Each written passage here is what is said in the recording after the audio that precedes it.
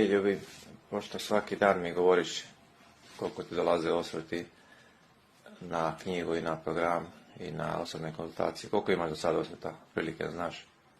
Pa ne znam baš točno, jer ih je oko pola u starom mobitelu, dakle pola u novom, a jedan veliki broj je objavljen. Ne znam koliko je, možda 1500, mislim da nije dvije. Na Instagram profilu mom i na Facebook i od jeseni na Facebook stranici Pospremi glavu.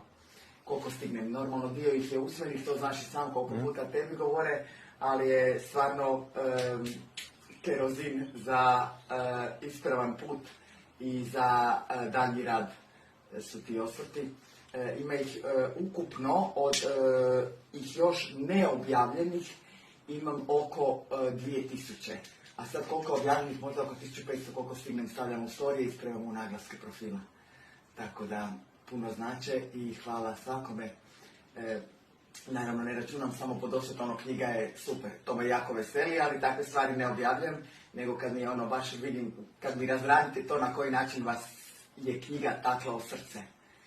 Sa jednom rečenicom ili sa 10, ono što ne ulazi u diskreciju čitatelja, ja rado objavim kao svjedočanstvo i poticaj drugima, što se sve može čuti dušom kada se pažljivo čita knjiga. A to je i misija knjige, ne sadržaj, nego poruka i alati, smjernice, motivacija i tako dalje.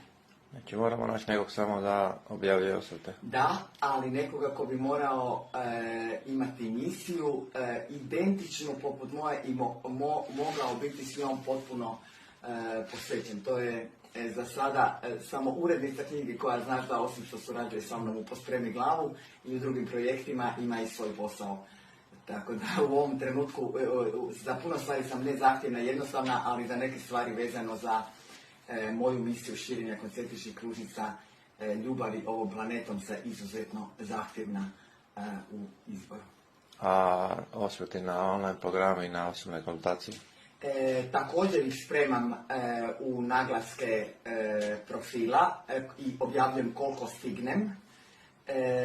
Njih ima, ne znam koliko, ne znam, po folderima ih ja držim u mobitelu, na online program i na jedan konzultacije, to zajedno se držim u istom folderu, ne znam koliko, 1000 i nešto, ali nema me držati za riječ, dio je isto objavljen.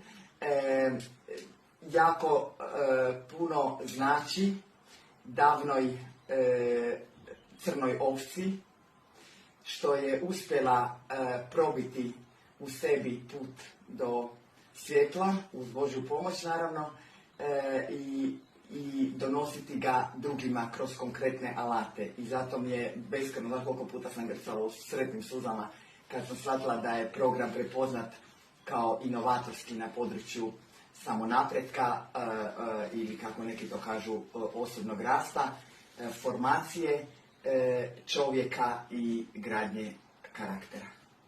A šta bi rekla, recimo sad dosta ljudi se pita šta je to Pospremi glavu, nekima je možda čak i strah ljudi, možda će misli nešto da je vezano za glavu i to sve. Šta u biti bi rekla najjednostavnije objašnjeno? Kome je namijenjeno? Šta rješava taj program? Kako može pomoći ljudima? Pa program je namijenjen svima onima koji žele riješiti nešto u svome životu što im se ne sviđa u njihovoj unutrašnjosti ili u njihovoj okolini ili na njima, na način da se dubinski rješava ne samo posljedica, dakle ono što se ljudima ne sviđa u međuljudskim odnosima ili na njima ili u njima kao osjećaj. Dakle, to su samo posljedice, dakle na način da se ne rješava samo posljedica, već i uzrok. Jer je sve uzročno posljedično povezano, a opet da se rješavanjem uzroka ne zapne u nekom bespotrebnom kopanju po prošlosti koja je samo sebi svrha. To opet nema smisla.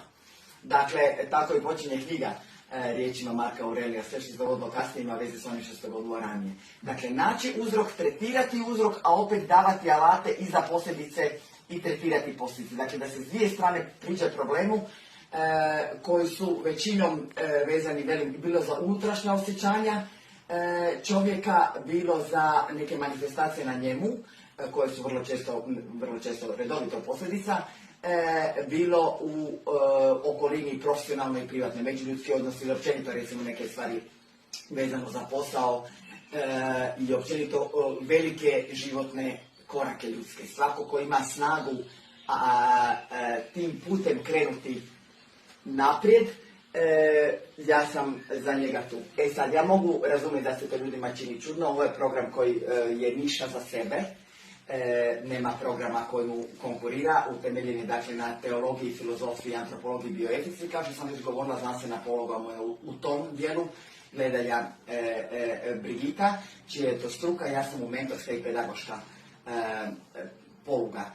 Sad, kada ljudima to čudno, obično se jave preko mreža i pitaju detalje da li sam ja za kontekst koji njih zanima, kao što znaš, proširili smo se i na poslovni consulting, koji je također uvijek povezan sa stvarima koje sam navela. Onda obično kontaktiraju mene i pitaju da li program obuhvaća to i to, ili već steknu neki uvid kroz moja medijska gostovanja ili videe ili podcaste, steknu već neki uvid i nešto rezonira s njima što ja gađam svojom komunikacijom, komuniciram na van neke poruke, to osjete i onda to ni ne pitaju, nego samo hoće da to rješavaju sa njom. I onda se meni javi. A šta bi rekao sad neko hoće znati